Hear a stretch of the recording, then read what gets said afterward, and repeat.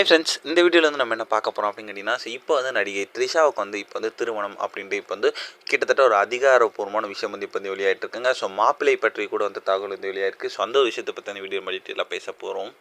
இப்போ வந்து தமிழ் சினிமாவில் வந்து கிட்டத்தட்ட வந்து 22 ஆண்டுகளை கடந்து முன்னணி நடிகையாக இருக்கிறவங்க தான் நடிகை த்ரிஷா. ஸோ இவங்களோட நடிப்பில் இந்த ஆண்டு மட்டுமே கிட்டத்தட்ட வந்து விடாமுயற்சி, ஐடென்டிட்டி, குட் பேட் அக்லி, தக் லைஃப் அப்படின்ட்டு நிறைய திரைப்படங்கள் வந்துச்சு.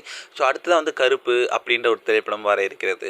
ஸோ சினிமாவில் வந்து என்னதான் வந்து கொடி கட்டி நடிகை த்ரிஷா அவர்கள் வந்து பறந்திருந்தாலும் இது வரைக்கும் வந்து திருமணம் ஏன் செய்து கொள்ளலை அப்படின்ட்டு நிறைய ரசிகர்கள் கேட்டிருந்தாங்க.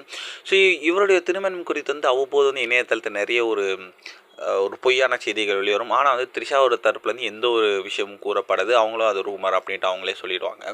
இதனால் இப்போ வந்து நடிகை த்ரிஷாவுக்கு வந்து திருமணம் செய்ய வந்து அவங்களோட குடும்பம் வந்து முடிவு செஞ்சுருக்கு அப்படின்னு வந்து இப்போ வந்து அஃபிஷியலாக நியூஸ் வந்துருக்குங்க.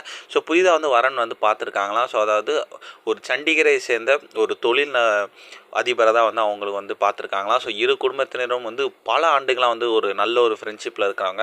ஸோ இந்த ஒரு விஷயம் வந்து கிட்டத்தட்ட அஃபிஷியல் அப்படின்னு சொல்கிறாங்க. ஸோ இந்த ஒரு விஷயம் இன்னும் கொஞ்ச நாளில் வந்து அஃபிஷியல் நியூஸாக மாறப்படும் அப்படின்ட்டு சொல்லப்படுது. அண்ட் கொஞ்சம் நிச்சயதார்த்தம் வச்சுருக்கிறதாங்க வந்து நியூஸ் கிடச்சிருக்கு.